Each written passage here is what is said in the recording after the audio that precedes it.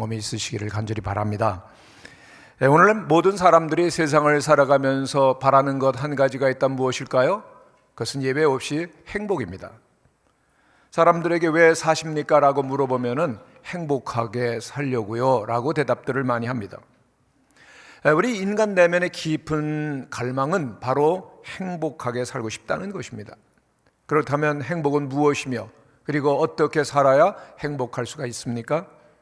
사람들은 어떤 조건이 충족되면은 행복할 것이라고 생각을 많이 합니다. 예를 들면은 돈을 많이 벌면, 그리고 권력이 주어지면, 또 명예를 얻으면, 직장이 생기면, 인기가 내게 있으면, 그리고 결혼하면 등등등 수없이 많은 결혼의 조건들을 떠올리게 될 것입니다. 그러나 우리들이 아는 것은 아무리 그 모든 조건들이 다 이루어져도 더 이상 행복할 필요가 없을 정도로 행복합니다라고 고백하는 사람 아무도 없다는 것입니다. 돈이 아무리 많아도, 아무리 그 권력의 정상에 올라간다 할지라도 행복하거나 만족할 수가 없는 것입니다. 그렇습니다. 사람은 그 세상의 어떤 것으로도 완전한 만족을 얻을 수 없습니다. 완전한 행복이 이룰 수가 없습니다. 그렇다면 왜 인간은 이 세상의 모든 것들을 가져도 행복할 수가 없는 것입니까? 그 이유는 인간은 눈에 보이는 세상 것들로는 만족할 수 없도록 창조되었기 때문에 그렇습니다. 이에 대해서 저명한 기독교 작가인 C.S. 루이스는 이렇게 설명을 합니다. 만일 내 안에 이 세상의 어느 것으로도 만족할 수 없는 갈망이 존재한다면 그것은 내가 또 다른 세상을 위하여 창조되었음을 나타내는 가장 확실한 설명이 될 것이다. 그렇습니다. 인간은 하나님을 떠나서는 진정한 행복을 누릴 수 없도록 지어진 영적 존재라는 것입니다. 흙으로 우리를 빚어 만드셨지만 동시에 하나님의 영을 불어넣으셨기 때문에 하나님 앞에 있을 때 진정한 만족이 있다는 사실입니다. 오늘 본문 말씀 속에서 다윗은 하나님 앞에서 누리는 복된 소망, 그리고 또한 그 복을 우리에게 설명해 주고 있습니다. 다윗은 말합니다. 모든 복은 하나님께로부터 오기 때문에 오직 하나님만이 내 복의 근본입니다. 아멘이십니까? 2절입니다. 내가 여호와께 아뢰되 주는 나의 하나님이시오니 나의 주님이시오니 주밖에 나의 복이 없다 하였나이다. 다윗은 하나님 앞에 사는 것 그 자체가 바로 복이라고 고백하는 것입니다. 그는 물질이 복이라, 또는 그가 왕좌에 있지만은 그 권력이 복이라고 생각지 않았다는 것입니다. 그는 고백합니다. 여호와가 나의 복입니다. 주님께로부터 복이 옵니다 라는 것입니다. 하나님께서는 주밖에 내게 복이 없나이다라고 고백하는 이 다윗이 마음에 무척이나 드셨습니다. 하나님만이 나의 길이고 하나님만이 나의 즐거움이고 하나님만이 나의 기쁨이라고 찬양하는 다윗을 사랑하셨고 내 마음에 합한 자라고 인정을 하십니다. 그의 유명한 고백이 나옵니다. 시편 37편에 그는 노래합니다. 여호와를 기뻐하라. 그러니까 내 마음의 소원을 내게 이루어 주시리라. 여호와를 기뻐할 때 주님께서 내 소원을 이루어 주신다라고 하는 것입니다. 이것이 복의 길이라고 하는 것이죠. 잠언 16장 1절 9절의 말씀을 보면 마음의 경영은 사람에게 있어도 말의 응답은 여호와께로서부터 나오느니라. 9절입니다. 사람의 마음으로 자기의 길을 계획할지라도 그 걸음을 인도하시는 이는 여호와시니라. 그런데 우리는 때로는 잘못 생각하고 잘못 말할 때가 많이 있습니다. 하면 돼. 그렇습니까? 안 되면 되게 하라. 얼마나 무지한 이야기인지요. 왜요? 해도 안 되는 것 우리는 깨닫고 경험하는 것입니다. 아무리 몸부림쳐도 안 될 것은 안 되는 것입니다. 하나님께서 주시지 아니하는 것을 받을 사람이 없고 하나님이 이루시지 아니하는 것을 이룰 사람이 없는 것입니다. 하나님의 길을 떠나서 잘 살 수 있는 길은 세상에 존재하지 않습니다. 왜냐하면 하나님께서 정해놓으신 길의 방향이 있기 때문입니다. 하나님이 인도하시는 삶의 길이 있기 때문입니다. 그 길이 어떤 길입니까? 결국은 하나님을 찾도록, 결국은 하나님께 나오도록, 그리고 하나님께로 돌아가도록 하나님께서 인도하여 주시는 줄로 믿습니다. 그 누구도 하나님의 얼굴을 피하고서는 복을 받고 행복할 수 없다라고 하는 사실입니다. 오늘 5절에 있는 말씀입니다. 다윗은 노래하죠. 여호와는 나의 산업과 나의 잔의 소득이시니 나의 분깃을 지키시나이다. 나에게 주어진 삶, 나의 모든 것들을 지키시는 분 하나님. 곧 하나님께서 우리의 평생을 인도하시고 우리의 삶을 주관하시는 유일한 분이라고 그는 고백합니다. 다윗은 하나님은 우리의 삶의 분복을 분깃을 지키시는 분이시라고 노래하는 것이죠. 그렇습니다. 하나님께서 우리의 삶을 향한 계획을 가지시고 그 계획대로 우리를 인도하시고 계시다는 것을 믿어야 할 것입니다. 성도 여러분이 사실을 믿으십니까? 믿으신다면 이제는 하나님의 계획을 따라 믿음으로 한 걸음 한 걸음 나아가는 것이 필요합니다. 우리는 때로 이렇게 생각합니다. 믿음의 생활을 한참 하다가 보면은 우리들이 어느 순간에 하나님의 모든 계획을 다 알 수 있을 거야. 그리고 모든 문제에 대한 답을 아는 날이 올 거야. 그러나 성도 여러분, 하나님의 인도를 정말 경험하기를 원하신다면은 한 가지 알아야 될 진리가 있습니다. 무엇입니까? 하나님은 우리를 한 걸음씩 인도하신다. 이것입니다. 한번 따라 하시기를 바랍니다. 하나님은 한 걸음씩 인도하십니다. 엄청난 도약을 한꺼번에 할 수 있는 사람 없습니다. 주님은 우리를 인도하시되 한 걸음 한 걸음 인도하시죠. 그래서 주님과 매일 동행하며 주님의 인도하심과 지키심을 순간순간 경험하려고 하면 한 걸음도 놓치지 않는 것이 필요합니다.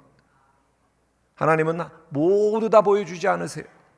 한 걸음 보여주시고 인도하시고 다음 걸음 보여주시고 인도하여 주시고, 그래서 우리가 늘 주님을 바라보며 주님을 의지할 때 주님께서 우리와 함께 하시고 또한 지키심을 우리는 고백하게 된다는 것입니다. 참 중요한 것, 한 걸음 한 걸음 주님과 함께 가는 것입니다. 저는 이번에 서울로 임원들과 함께 했던 여행 속에서 하나님의 정말 크신 임재와 그리고 은혜를 순간순간 경험했습니다. 가는 곳마다 하나님이 함께 계시고 모든 것을 예비하시고 모든 것을 채우시고 인도하신다는 것을 막 눈으로 보는 것처럼 경험했었던, 정말 소름이 끼치는 그러한 감동이 있는 그러한 찡한 여정이었습니다. 첫날 프라하에 도착했는데 숙소에 들어가는데 그 아내가 돈과 여권과 그리고 귀중품이 든 가방을 잊어버리고 호텔 로비에 두고 올라갔습니다. 저는 워낙 잘 잊어버리기 때문에 저는 가방을 안 들고 다니고 아내가 메고 다니죠. 그런데 이런 일이 생긴 겁니다. 근데 참고로 프라하에는 도둑이 얼마나 많은지 그 이웃 나라에서 원정 와서 그 다음에 호텔에 숙박을 하고 훔쳐가는 곳이 프라하입니다. 도둑으로 충만한 도시 프라하죠. 근데 가이드가 첫날부터 경고를 합니다. 여러분, 이번 여행을 행복하려고 하면 여보를 잘 챙기세요. 여보가 뭔가 하면 첫째는 여권입니다. 나를 증명해 줄 수 있는 신분증 딱 하나, 여권. 두 번째 보따리입니다. 잘 챙기세요. 그리고 또한 프라하 시내를 다닐 때는 뒤로도 매지 말고 앞으로 메고 다니세요. 그럴 정도였습니다. 근데 갑자기 방에 들어가 한참 있다가 아내가 여보 가방 그러는 거예요.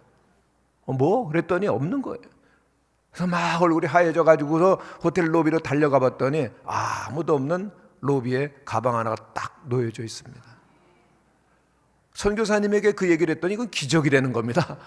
하나님이 아마 천사들을 보내주셔가지고 사람들의 눈을 가리워 준 것 같다 그러는 겁니다. 제가 돌아와서 이야기를 했더니 집사님께서 자신은 노르웨이 한 호텔에 숙박하려고 들어갔는데 어떤 사람이 동전 굴러가요 그래가 이렇게 보는 순간 가방채가 되라는 겁니다. 또 한 집사님은 그 간증을 듣더니 자기가 바로 그 시간에 그 운전을 하고 어디론가 가는데 하나님께서 제 집사람 이름이 경숙인데요. 우리 경숙 위해서 기도해라 그러시더랍니다. 그래서 기가 막혀가지고 사모님이 저를 위해서 기도해야죠. 그리고 저는 운전 중인데 그랬더니 하나님께서 아니다, 매우 급하다 그러셔가지고 기도했다는 겁니다. 시간을 맞춰보니까 바로 그 순간이었습니다. 하나님께서는 우리의 상황을 아시고 그리고 또 우리의 기도를 들으시고 역사하시는 분이구나. 그 시작이었고 계속해서 그런 일들이 많이 있었고, 그리고 마지막 여정 기착지가 비엔나였습니다. 근데 비엔나에 도착했을 때 아주 유명한 사람이 많이 모이는 민속 음식점에 갔는데 거기에는 악사가 있었습니다. 바이올린, 아코디언 키는 사람이 와가지고 그 나라의 그 잘 알려진 곡을 연주라는 겁니다. 우리나라 한국 사람들이 가면 무슨 노래 연주할까요? 고향의 봄입니다. 이제 고향의 봄, 그 다음에 아리랑, 그 다음에 애국가 하면은 감동이 돼가지고 팍 팁 주는 거거든요. 그런데 그때가 마침 저희 부부가 결혼한 35주년 되는 날 5월 5일이었습니다. 근데 이 악사들이 딱 오더니 그 슈베르트의 빵 끄두는 월계꽃 그 노래 아시죠? 그걸 연주를 하는 거예요. 저희들은 너무 놀라가지고 우리 부부는 서로 얼굴을 마주보면서 얼마나 감동을 받았는지 모릅니다. 왜냐하면 그 노래는 제가 연애할 때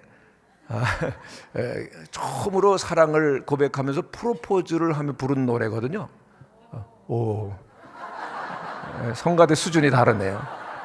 빵 끄두는 월계꽃 그 노래를 하는데, 아니 어떻게 세상에 그 많은 노래 가운데서 대한민국의 노래도 아니고 월계꽃을 노래할까? 얼마나 감동이 되든지 그렇게 느껴졌습니다. 하나님께서 나도 너의 결혼을 축하한다. 그러니까 앞으로 행복하고 그리고 충성해라, 그런 것 같았습니다. 그래요. 하나님께서는 이토록 섬세하게 우리의 발걸음을 인도하시고 지키시고 풍성함으로 채워주시는 분이구나. 그런 그 은혜를 경험했습니다. 성경은 의로운 자의 발걸음을 이렇게 말씀하시죠. 시편 37절에 보면은 37편에 여호와께서 사람의 길 걸음을 정하시고 또한 그 길을 기뻐하시나니. 여러분, 우리는 미래를 몰라서 불안하고 두려워하지만은 결코 그 불안감으로 근심에 빠지지 말아야 될 것입니다. 왜요? 하나님께서 정하시고 지키시기 때문입니다. 아멘이십니까? 다만 우리에게 중요한 것은 주님께서 지키심을 믿고 나아가는 것입니다. 우리에게 믿음이 필요합니다.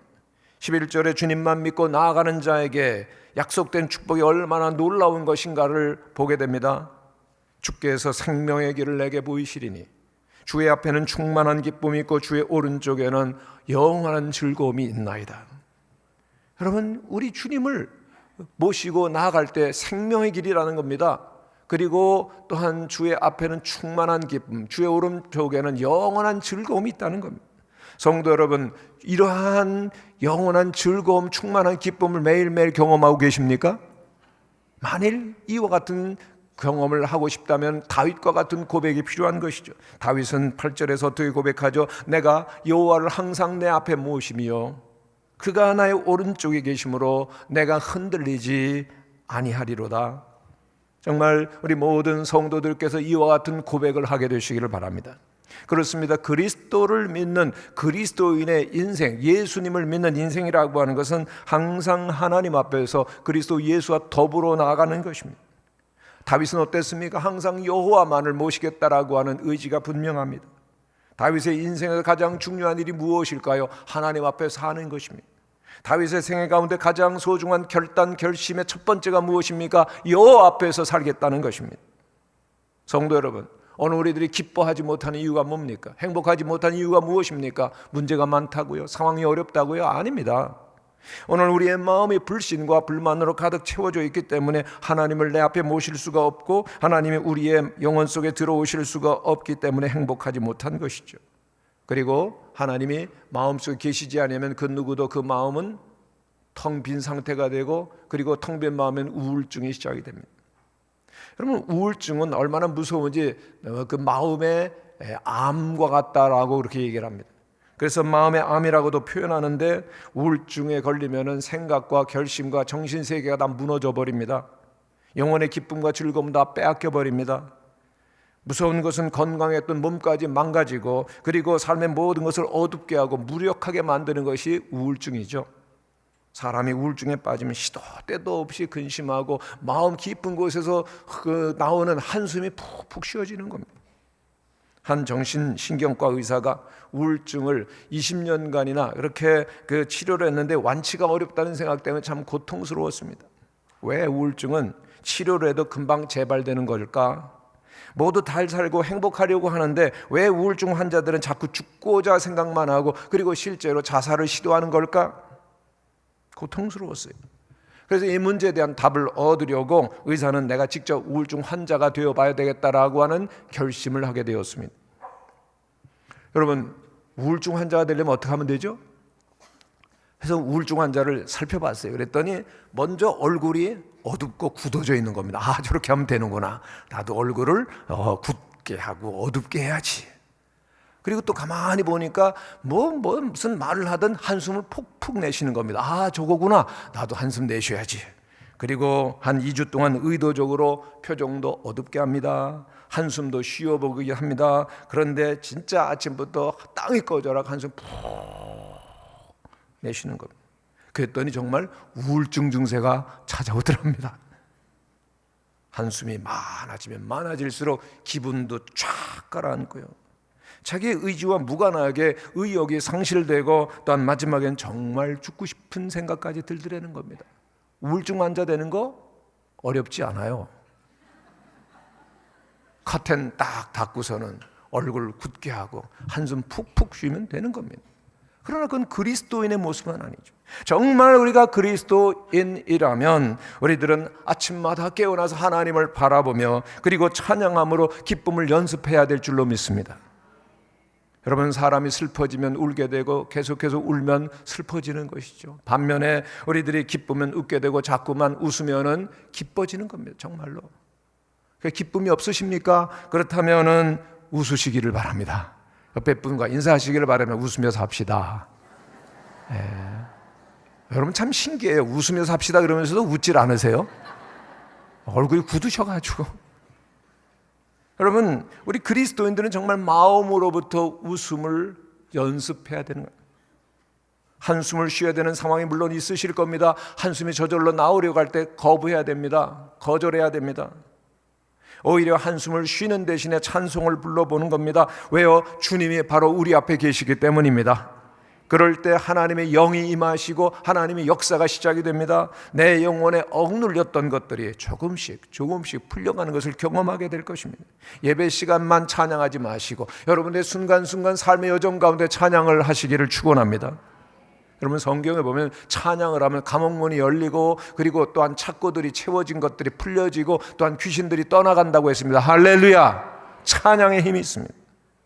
다윗은 어려움 속에 있지만 단식하지 아니하고 하나님 앞에 먼저 가서 찬양하고 기뻐합니다. 내 상황과 문제를 보면은 그 어려움을 묵상하면 한숨이 저절로 새어나오지만은 기쁨과 생명의 근원이신 하나님을 바라본다면은 탄식과 한숨을 바꾸어서 기쁨의 찬양으로 영원한 즐거움으로 인도하여 주시는 것을 경험하게 될 것입니다. 성도 여러분, 우리가 부르는 찬송 가운데 잘 부르는 찬송이 있죠? 예수로 나의 구주 삼고 인애하신 구세주여. 얼마나 감동을 주는 그런 찬송을 지은 분의 찬송을 모아보면 찬송가 한 27편이 있는데 바로 이 찬송가는 파니 크로스비라고 하는 할머니가 지은 겁니다. 근데 이분은 시각장애인입니다. 앞을 볼 수가 없어요. 그런데 그는 시각장애인으로서 이런 유명한 말을 남겼습니다. 하나님, 하나님, 나를 볼 수 없게 만들어주신 것 감사합니다. 어둡고 슬픔과 혼탁한 세상 바라보지 아니하고 오직 주님이 계신 하늘나라를 바라보며 살게 하심을 감사합니다. 눈 뜨고 보다가 이제는 눈 감고 보는 세계 속에 살게 하심을 감사하나이다. 누가 이런 사람을 막을 수가 있겠습니까? 그는 찬송가를 무려 8,000개나 지었습니다. 세상에 있는 여러 그리스도인들이 너무나도 즐겨 부르는 은혜로운 찬송 8,000개나 지었습니다. 왜요? 그가 항상 주님을 바라보기, 눈 뜨고 보는 것이 아닙니다. 눈 감고 보는 세계가 있습니다. 언제요? 찬양을 부를 때 그 세계가 보이는 줄로 믿습니다. 우리의 상황이 아무리 어려워도 당장 문제가 힘들어도 하나님을 바라보고 찬양하라고 결심한다면 우리 또한 즐기며 그 속에서 행복하며 그 안에서 하나님의 위대한 사람으로서의 삶을 살게 될 줄로 믿습니다.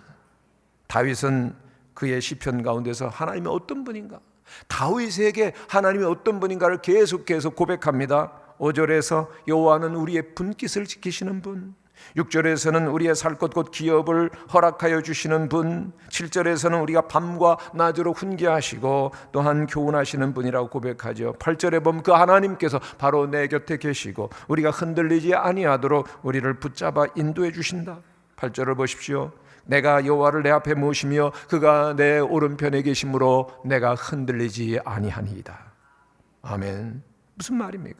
분명히 내 앞에 문제가 있어요. 어려움이 있습니다. 위기가 있습니다. 역경이 있습니다. 그럼에도 불구하고 흔들리지 않을 수 있는 이유는 여호와를 내 앞에 모셨다라고 하는 것입니다. 할렐루야. 그렇습니다. 우리가 하나님을 바라볼 때 우리는 기쁨의 이유, 즐거움의 그 풍성한 원천을 끊임없이 흐르는 영적인 샘을 발견하는 것입니다. 그렇습니다. 주님을 내 앞에 오시도록 그렇게 결정할 때, 확정지을 때 기쁨과 즐거움이 우리의 마음에 찾아오는 것입니다. 사람은요, 누구나 감추고 싶은 어두운 부분들이 다 있습니다. 말하고 싶지 않고 보여주고 싶지 않은 수치스러운 부분, 그리고 부끄러운 것, 슬픈 것, 탄식할 수밖에 없는 어둠을 다 가지고 있습니다. 그러나 그것까지도 주님 앞에 내려놓고 그리고 주님을 내 앞에 모셔야 되는 것이죠. 그럴 때 하나님으로 인한 기쁨과 즐거움이 우리의 마음을 찾아오는 것입니다. 그 순간 하나님을 찬양하면서 주님과 더불어 영원한 기쁨을 그리고 즐거움을 누리게 되는 것입니다. 계속해서 시편에서 다윗은 하나님이 어떤 분인지를 노래하고 있습니다. 9절에서 하나님 우리의 마음도 우리의 몸도 육체도 지키시는 분이라고 노래합니다. 10절에서 우리 하나님은 마침내 우리의 인생 갈 길을 다 가고 스올로, 무덤으로, 죽음으로, 지옥으로 갈 때까지도 멸망치 않게 우리의 영혼을 지키시고 무덤 저 건너편의 부활의 소망을 바라게 보게 하시는 분이라고 노래합니다. 오늘 10절의 말씀을 봅니다. 이는 주께서 내 영혼을 스올에 버리지 아니하시며 주의 거룩한 자를 멸망시키지 아니하실 것임이니이다. 할렐루야. 성도 여러분, 왜 그렇죠? 예수 그리스도께서 보내심을 받고 우리를 위하여 대신 죽으시고 그리고 또한 스올로 들어가심으로 말미암아 그 모든 죽음의 권세를 이겨 부활하셨기 때문입니다. 그래서 주님을 바라보는 자 스올의 버림을 받지 아니하며 멸망치 아니할 것을 다윗은 이미 그때 바라보며 노래하고 있었던 것입니다. 성도 여러분, 하나님께서는 아들 예수 그리스도를 우리를 위해 이 땅에 보내주셨습니다. 믿습니까? 왜 보내주셨죠? 우리에게는 구원이 필요하기 때문입니다. 성도 여러분, 우리에게 무슨 구원이 필요합니까? 우리에겐 세 가지 차원의 구원이 필요합니다. 첫째는 죄악된 삶, 죄로부터의 구원입니다. 두 번째는 우리의 죽을 이 부패한 자아로부터의 구원입니다. 세 번째는 지옥으로부터 영원한 심판과 멸망, 스올, 죽음으로부터 그리고 또한 지옥으로부터의 구원이 있어야 되는 것이죠. 성도 여러분, 요즘 시대는 지옥을 말하지 않는 그러한 이상한 시대가 되었습니다만은 분명한 것은 예수님이 오시지 아니하시면은 그 누구도 예외 없이 지옥으로 향하게 되어 있다는 것입니다. 그러나 예수님은 이 땅에 오시고 우리를 죄와 죄악된 삶으로부터 구원하시기 위하여 우리를 위하여 십자가에 못 박히신 분이십니다. 여러분, 우리가 기억할 것이 있습니다. 신앙생활은 항상 영적인 전쟁입니다. 성경은 사탄이 있다고 말하죠. 사탄은 계속해서 사람들과 세상을 지옥으로 끌어가려고 지금도 공격하는 실체입니다. 욥을 얼마나 이 사탄이 집요하게 공격했습니까? 그와 마찬가지로 우리를 공격하는데 성경은 이 사단은 공중권세를 잡은 자라고 말하고 있습니다. 그런데 공중권세를 잡았다는 게 뭡니까? 공중에 뭐가 있죠? 공중에 뭐가 있습니까? 아무것도 없어요. 공기가 있어요. 공중권세를 잡았다는 것은 허망하다라고 하는 얘기입니다. 그러므로 사단을 너무나 대단하게 보거나 높이거나 경배해서는 안 되는 거죠. 마귀는 공중의 권세를 가질 뿐이기 때문에 결국 아무것도 상속할 것이 없습니다. 마귀는 공중의 권력의 왕이요 허망한 세력을 가질 수 있을 뿐입니다. 마귀가 하는 것은 거짓말, 마귀가 하는 것은 참소하는 것입니다. 그러나 예수 그리스도는 그 모든 참소로부터 우리를 구원하시고 우리의 죄를 용서하여 주십니다. 마귀는 끊임없이 하나님 앞에서 우리를 고소하려고 할 것입니다. 그러나 주님은 우리를 용서해 주시고 우리를 평화로 그리고 자유로 새로운 생명으로 인도하여 주시는 것입니다. 그러기에 주님과 함께하는 자에겐 진정한 소망이 있는 것입니다. 성도 여러분, 기억하십시오. 하나님께서는 여러분들을 사랑하십니다. 여러분은 모든 죄를 용서함 받을 수 있고 기적을 오늘도 경험할 수가 있습니다. 주님은 여러분을 구원하셨고 용서하셨고 평화와 행복을 주시는 분이십니다. 우리는 이제 영생을 이 땅에서부터 경험할 수 있고 천국을 상속받을 수 있는 것이죠. 주님은 여러분과 함께 하십니다. 성도 여러분, 우리를 붙드는 세상에는 두 가지 영이 있습니다. 어떤 영일까요? 첫 번째는 절망의 영, 그리고 또 한 가지는 소망의 영입니다. 그런데 절망의 영이 여러분을 붙들면 어떤 일이 일어날까요? 여러분, 말이 달라집니다. 끝났어. 좋은 날은 다 가버렸어. 그리고 이제는 좋은 일은 내게는 없을 거야. 절망이 여러분들을 붙들려고 하는 것입니다. 끝났어. 꿈은 사라졌어. 좋은 날은 다 지나갔어. 모든 것은 다 끝장이야. 절망이야. 절망. 그럼 진짜 끝나는 겁니다. 말이 중요합니다. 그런데 우리의 시편은 그렇게 노래하지 않습니다. 내 영혼을 수월해 버리지 아니하시오. 나는 멸망치 아니할 것이야. 멸망은 내게 없어. 내게는 생명이 있을 뿐이야. 나에게는 생명의 길이 열려서 기쁘고 즐겁고 즐겁도다. 할렐루야. 주님은 여러분과 함께 하십니다. 우리는 전능하신 소망의 주님을 모시며 살도록 되어 있습니다. 하나님은 여러분과 함께 하십니다. 그러므로 절망의 영을 벗어버리시는 성도들이 되시기를 축원합니다. 절망의 영이 무엇입니까? 꿈이 사라졌는데요, 아픈 일이 일어나요. 너무 힘들어요. 나는 앞으로 다 잃어버릴 것 같아요. 두려워요. 걱정이 돼요. 슬퍼요. 절망. 여러분, 이러한 세상의 생각과 태도에 조심하지 아니하면 정말 절망의 영이 여러분들을, 여러분의 가정을, 인생을 붙들고 멸망으로 끌어갈 것입니다. 오늘 일진이 안 좋은데요, 되는 일이 없어요. 내일은 일진이 더 나쁠 거예요. 재난이 옵니다. 아닙니다. 여러분, 소망의 영, 곧 오늘 성령 강림 주일인데 성령을 여러분들이 의지하게 되시기를 축원합니다. 하나님은 함께 계시지. 주님은 나를 지키시는 분이시오. 하나님은 나와 함께 계셔 성령의 인도를 따라서 고백하는, 선포하는 성도들이 되시기를 축원합니다. 하나님은 함께 계셔. 하나님은 함께 계셔. 하나님은 함께 계셔. 하나님은 나를 버리지 않으셨어. 하나님은 나를 떠나지 않으셔. 아멘이십니까? 우리가 항상 소망의 영으로 말하며 그리고 주님을 바라보아야 된다는 것입니다. 성도 여러분, 오늘 이 시간 어떤 태도를 가지고 살지를 결단하시기를 축원합니다. 여러분은 어떤 태도를 선택하실 것입니까? 그 선택이 여러분과 여러분의 자녀들과 다음 세대들과 가정과 인생을 결정짓는 것입니다. 어떤 태도를, 어떤 영을 선택하시겠습니까? 소망의 영을 선택하시고 믿음을 선택하는 은혜가 있게 되시기를 축원합니다. 저는 분명히 선택할 것입니다. 하나님은 저를 버리지 않으실 것입니다. 하나님은 여정의 여행 가운데도 함께 하셨지만 앞으로도 함께 하여 주실 줄로 믿습니다. 하나님께서 세우신 우리 무학교회는 영원히 함께 하실 줄로 믿습니다. 왜요? 주님께서 세우셨기 때문이죠. 성도 여러분, 옆에 있는 분들과 함께 인사를 하시기를 바랍니다. 주님이 당신과 함께 하십니다. 아멘이십니까?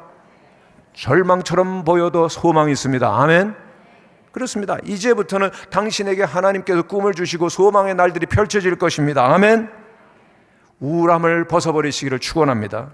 우울하게 지내면 결코 안 되는 것입니다. 부정적인 의식과 영이 여러분들의 마음을, 생활, 삶을 주장해서는 안 된다는 것입니다. 절망을 버리셔야 됩니다. 우울함을 버리셔야 됩니다. 하나님은 살아계시기 때문입니다. 하나님 우리 앞에 계시기 때문입니다. 하나님은 저 위에 계신 것만 아니라 오늘 여러분 앞에 계십니다. 하나님을 대적하고 거부하는 것은 그 어떠한 일도 잘 될 수가 없습니다. 주님은 여러분과 함께 계십니다. 여러분은 결코 멸망하지 아니할 것입니다. 승리할 것입니다. 성도 여러분, 지금까지 살아왔던 삶 가운데 절망과 우울함에 익숙했다면 오늘 다 벗어버리시기를 축원합니다. 나는 우울하지 아니하리라. 나는 두려워하지 아니하리라. 절망하지 아니하리라. 예전까진 좋았었어요. 저도요. 그런데 이제 끝났죠. 이런 말을 버려야 된다는 것입니다. 주님을 바라보시고 성경에 거룩한 자를 수월해 버리지 아니하시겠다고 멸망치 아니하라고 여기쓴 주님께서 부활하신 것처럼 나도 죽음의 음침한 골짜기를 걸어가는 것 같을지라도 나는 살아날 것을, 주님이 함께 하실 것을 선포하는 성도들이 되시기를 축원합니다. 주님의 교회를 음부의 권세가 이기지 못한다고 했습니다. 왜요? 죽음을 이기시고 부활하신 주님께서 붙들고 계시기 때문입니다. 주님을 바라보는 자는 넘어지지 아니할 것입니다. 여러분, 주님께서는 우리와 함께 계십니다. 그렇다면 이제 할 일이 무엇입니까? 항상 주님을 바라보며 그리고 주님과 함께 영원한 즐거움을 경험하면서 승리의 길을 나아가는 것입니다. 이거 다윗의 고백이 우리 모든 성도들의 고백이 되시고 노래가 되시기를 간절히 축원합니다. 어떤 상황에 있든지 하나님은 여러분들을 다 보고 계시고 아십니다. 하나님을 믿고 하나님을 모시기로 작정한 순간 하나님께서 여러분들에게 새로운 길을 보여주실 것입니다. 다윗은 노래하지요. 주께서 생명의 길을 내게 보이시리니 주의 앞에는 충만한 기쁨이 있고 그리고 주의 오른편에는 영원한 즐거움이 있나이다. 우리들에게 동일한 은혜가 주어진 줄로 믿습니다. 다윗에게 주님께서 주시는 충만한 기쁨과 영원한 즐거움이 있었던 것처럼 여호와를 내 앞에 모시는 자에게 오늘도 주님께서는 동일한 축복을 주실 줄로 믿습니다. 놀라운 분깃이요, 분복이요, 그리고 우리의 의무요, 그리고 권리요, 자격이 있습니다. 영원한 즐거움, 어디 안에서? 예수 그리스도 안에서 하나님을 앞에 모시는 자에게 오늘도 시작되는 축복인 것을 기억하시면서 주님을 모시고 마음껏 찬양하며 주님 안에서 승리하는 우리 모든 성도들이 되시고 우리 가정들이 되시고 또한 대대로 승리하시는 은혜가 있게 되시기를 간절히 축원합니다.